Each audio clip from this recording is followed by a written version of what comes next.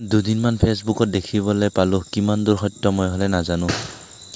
সমগ্ৰ বিশ্বৰ ভিতৰতে আমাৰ জুবিন দা এক নম্বৰ। সমগ্ৰ বিশ্বকে চমৎকাৰ দেখুৱাই আমাৰ জুবিন দা এক নম্বৰ।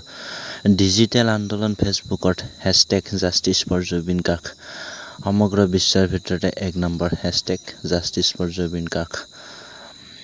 2.1 মিলিয়ন অতিক্ৰম কৰিলে আমাৰ জুবিন দাৰ ডিজিটেল আন্দোলন #জাষ্টিচ ফৰ জুবিন গাৰ্গ। আৰু এই #জাষ্টিচ ফৰ জুবিন গাৰ্গ আপোনালোকে লিখিবলৈ বন্ধ নকৰিব। সকলোৱে লিখক, সকলোৱে লিখি থাকক #জাষ্টিচ ফৰ জুবিন গাৰ্গ যেতিয়ালৈকে ন্যায় নাপায়। আৰু আমিও লিখিম, লিখি যাই থাকিম, আপোনালোকেও লিখি যাই থাকিব। আমি ৰৈ আছো জুবিন দাই ন্যায় পোৱাটো। জুবিনবিহীন অসমখন এমাহ সম্পূৰ্ণ হ'ল। জুবিনক হেৰুৱা আমাৰ এমাহ সম্পূৰ্ণ হ'ল। আজিলৈকে কোনো ধৰণৰ ন্যায় পোৱা নাই। জাষ্টিচ ফৰ জুবিন গাৰ্গ লিখিবলৈ কেতিয়াও নাপাহৰিব। লিখি থাকিব, লিখি থাকিম যেতিয়ালৈকে ন্যায় নাপাওঁ।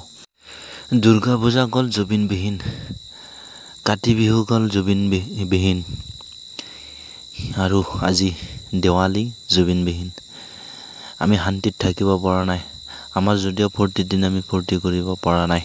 নাজানো আমি আৰু কেতিয়া দেখা পাম এনেকুৱা আমাৰ অসমত এনেকুৱা এজন ব্যক্তি, এনেকুৱা এজন মানুহ, এনেকুৱা এজন ভগৱান। গতিকে চৰকাৰক অনুৰোধ কৰিছোঁ যাতে অতি সোনকালে আমাক ন্যায় দিয়ে। জুবিন দাই ন্যায় যাতে অতি সোনকালে পায়। গোটেই বিশ্বত জিলিকাই থৈ গ'ল আমাৰ অসমৰ নাম। সেয়াই হ'ল আমাৰ মৰমৰ জুবিন দা ভগৱান। সাগৰৰ পানীত পেলাই মাৰিবলৈ বেয়া নালাগিলনে আপোনালোকৰ অকণমান? লগতে আৰু এটা কথা কওঁ বা জানিব বিচাৰিছোঁ তেওঁলোকৰ পৰা।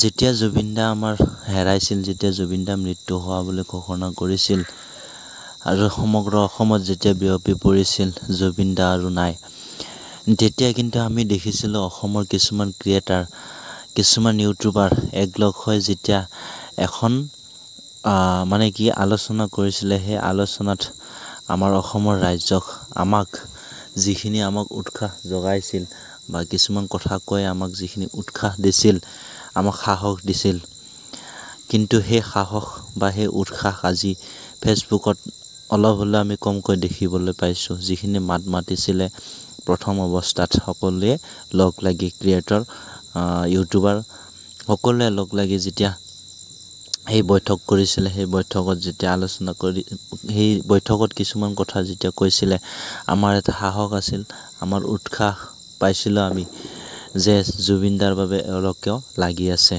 কিন্তু এতিয়া সেইটো আমি কমকৈ দেখিবলৈ পাইছোঁ। মই কথাখিনি বেয়া ভাবি বা বেলেগ দিশত লৈ যাব বিচৰা নাই, বেলেগ দিশে লৈ যাব বিচৰা নাই। মই এইখিনিয়ে ক'ব বিচাৰিছোঁ, এইখিনিয়ে ৰিকুৱেষ্ট কৰিব বিচাৰিছোঁ যে ক্ৰিয়েটাৰ, ইউটিউবাৰসকলক যিখিনি আমাক উৎসাহ যোগাইছিল আকৌ উৎসাহ যোগাই তোলক, আকৌ তেনেকুৱা পষ্ট কৰক। আমি যাতে সেই পষ্টবোৰত #জাষ্টিচ ফৰ জুবিন গাৰ্গ লিখিবলৈ পাৰোঁ, লিখিবলৈ পাওঁ আৰু লিখি যাম। তেনেকুৱা পষ্টবিলাক কৰক।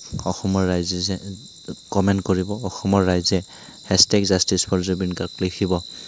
আমি যদি বৰ্তমানৰ জুবিন দাৰ ওপৰত পষ্ট দিয়া বা জুবিন দাৰ ওপৰত কিছুমান ভিডিঅ' দিয়া বা জুবিন দাৰ ওপৰত কিছুমান কথা কোৱা, আমাক উৎসাহ যোগোৱা ভিডিঅ' বা পষ্ট দেখা নাপাওঁ, তেতিয়া আমাৰ ৰাইজৰ মাজত এটা প্ৰশ্ন আহি পৰে যে এওঁলোকে প্ৰথম যি আমাক উৎসাহ দিছিলে এওঁলোক ক'ত গ'ল?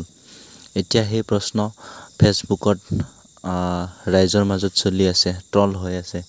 মোৰ ফালৰ পৰা সকলোকে এটাই ৰিকুৱেষ্ট যে আমি বিচাৰি আছোঁ জুবিন দাৰ ন্যায় পোৱাটো, জাষ্টিচ ফৰ জুবিন গাৰ্গ। গতিকে আনে ট্ৰল হোৱাটো মই বিচৰা নাই মোৰ ফালৰ পৰা।